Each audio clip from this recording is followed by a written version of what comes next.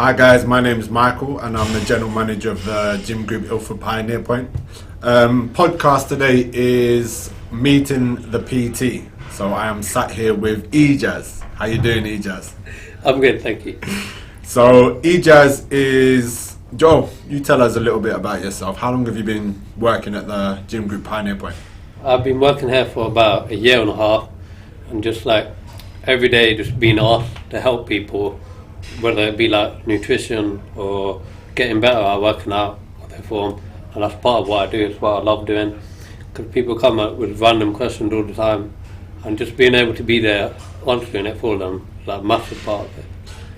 We've had this discussion quite a few times, and I think it's probably one of your biggest pet peeves is seeing guys training low reps and sometimes poor reps. Yeah. Why?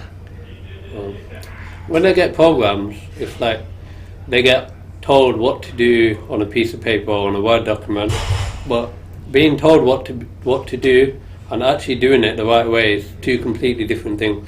So if you buy a program from someone, it's not the same as someone being there, like helping you with that exercise. So the program doesn't matter. What matters is doing it right. What made you become a PT? What made me become a PT? Well, I was when I started training myself, I felt like I was skinny and fat at the same time, and that was like massively annoying me. So I just started training, and then over time that faded. I looked better, I felt better mentally, and so I just want to help people feel the same way that I felt, because I get this massive euphoria when I come to the gym, and every day thinking about training, it just overjoys me. So I want other people to feel the same way about their training. It might be weight loss or building muscle, whatever their goal is, doesn't matter. Do you think you suffered from body dysmorphia a little bit? Used to, but like probably not as much anymore, because I'm quite happy with the way I look, quite happy with how my training's going. I think without actually doing the study, we will never know, but do you think a lot of people get into the gym or get into training for that exact reason? Yeah, definitely. So, in your experience of training clients, what's given you the most joy? The most joy? Yeah. Just, okay, this is a good one. Like, the most joy would be, like, when I'm training them on a certain exercise, I'll show them how to do it right, and then at the end of the set, they'll be like, oh, they feel things better. Or they'll say something like, this guy showed me this way in the past, but you're telling me something different, and it feels a lot better. Or now you can actually see the muscle and feel it working. So when you hear those kind of comments, it's like you're teaching them something new, and that's always like a massive plus for me when I'm training people. I think when people get into the gym, you don't necessarily start training with the understanding of how to train. So how did you come about to learn how to engage muscle and how to follow the right program? I learned through like years and years of reading textbooks, literature, online videos, all that good stuff. But you'll see people in the gym right now, they'll be training their friends or whoever, and you know they learn from TikTok or Instagram or whatever. They saw a 30-second clip of how to do something, and now they're teaching their friend, even though the clip was useless, it's not relevant, and they're still doing it wrong. If you could give one piece of advice, and the most important piece of advice for someone to really kickstart their training and go in the right direction, what would you say that piece of advice would be? I think the most obvious to come from a PT is to get a PT, but I understand that might not be for everyone. So the biggest advice I would give without getting a PT would be like just to ask around in terms of like how to do things. If you're not sure how to do a lat pull down, ask a bunch of people how to do it, and then find out what the average is, like the most common cues and techniques that you're given, and then go with that one. Would you agree that everyone's body responds differently? Because a lot of people say what works for one person might not work for someone else. Yeah. Like someone with long legs versus short legs might have to squat a bit differently. So obviously that matters a lot. So when you're asking people for help, try and maybe get people who are similar to you in terms of height and like torso length, leg length, all of that. So if someone is looking for a PT, What do you think 3 things they should be looking for to make sure they're getting a good PT?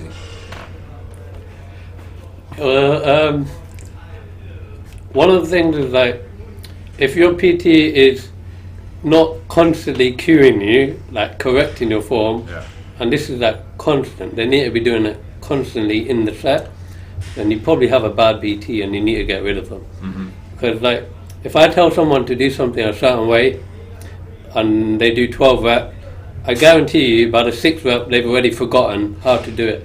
So I think a part of that comes to fatigue as well. yeah. So as you start to train, your body gets tired. It's hard to keep good form. Yeah. So a PT constantly telling you, listen, keep your back straight, engage your glutes, lower the weight slowly. Like, these things are important. Because the goal is always going to be for you to do this on your own at some point. It might take a few months, it might take a year or 2, but that's the goal, to do it on your own. So you should be learning something from that. Wicked. You know, when I'm training, and I think I listen to a lot of podcasts, and there's one thing I remember from a podcast that has actually changed my training since I heard it, and that was to always do something just outside your comfort zone. So the example the guy gave on the podcast is, if you're a climber, don't try and climb the Eiffel Tower, but don't just try and climb over a fence. Try and find something that you're capable of doing, and then take it just a little bit further. Yeah.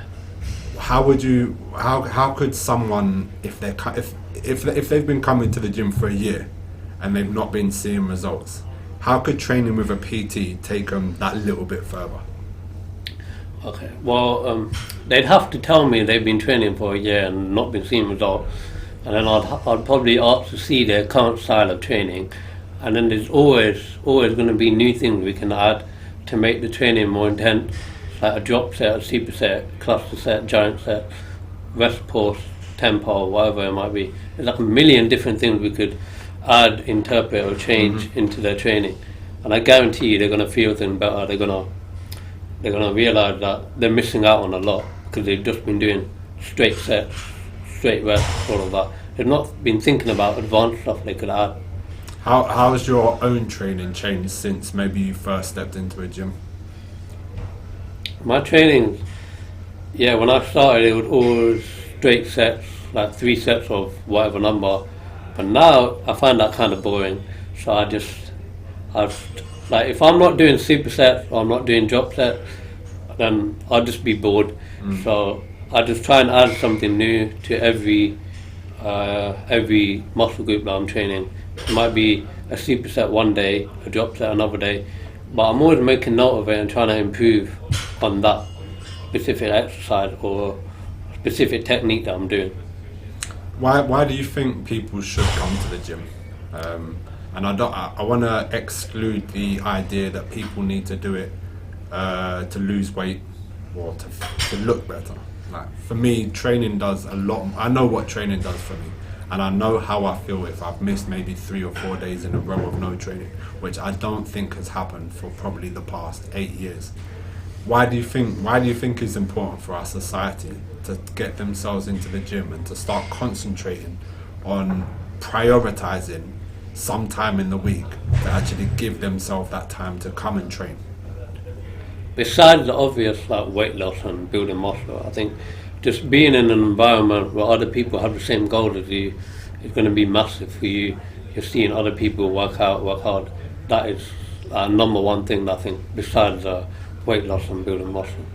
To be honest, that's what I do love about the gym environment. If you look around the gym and you see people in their own zone, and from all walks of life, different cultures, different body shapes, different lifestyles, you can tell that there's some people that would never really mix outside of the gym, coming together in a building where they're working together. I think that's amazing. What would you say your most ideal client would be? Most ideal client? Someone who hasn't been in the gym, someone who wants to build muscle, and someone who's open to learning. They're gonna listen, and they don't have to understand everything from day one, but you have to at least be able to put in the work and try and understand things. Because I'm always gonna try and make things easy for you to understand. Whether it might be like drop your shoulder a bit, put your head here, your chin back, or put your feet over here. Last question. Maybe not necessarily always a struggle, but something that you face that not a lot of people do is that you're slightly hard of hearing. Because obviously when you're talking and when people see you, they notice the hearing aid, but we don't really know what your hearing's actually like. So describe what it's like for you. It's severe hearing loss, so if I take it off, I won't be able to hear anything. So that's why I need it on at all times. It will be like this for the rest of my life. It's only going to get worse. It's not getting any better. That's what it's like. But in terms of how it affects me, when I'm working in the gym, is when I'm with a client, I tell them all the time that I'm hard of hearing. So sometimes I might not be able to hear them, and they understand. They're good people. They're not going to be rude. So I always appreciate that. But then sometimes we get people in the gym who will want to have a conversation with you, and that's fine. But then if I struggle to hear them, and they can see that I'm struggling, or they can see a hearing aid, and I'm telling them that, sometimes they'll just like leave the conversation and like just go away. I think that's probably the worst thing you can do. Like, if you are someone trying to have a conversation with someone who's hard of hearing and they're struggling, the best thing is always like take the time to like help that person understand what you're saying, so you can have a conversation. Don't just leave the conversation. Yeah. It might be like writing it on the phone, writing it out, text messages, and that's fine. As long as you have that conversation. So communicating with people, part of it is lip reading. Yeah. How did you get to master that? Because that doesn't look easy in itself. No, it's just like years of talking to people and just looking at their faces and the lip reading. Just it doesn't come just like that. It's just years of doing it. Wow. Ijaz, thank you very much for speaking with me. Any members that see Ijaz around, make sure you approach him if you have any questions. He loves helping you guys. Guys, thank you for tuning in. Enjoy the rest of your workout.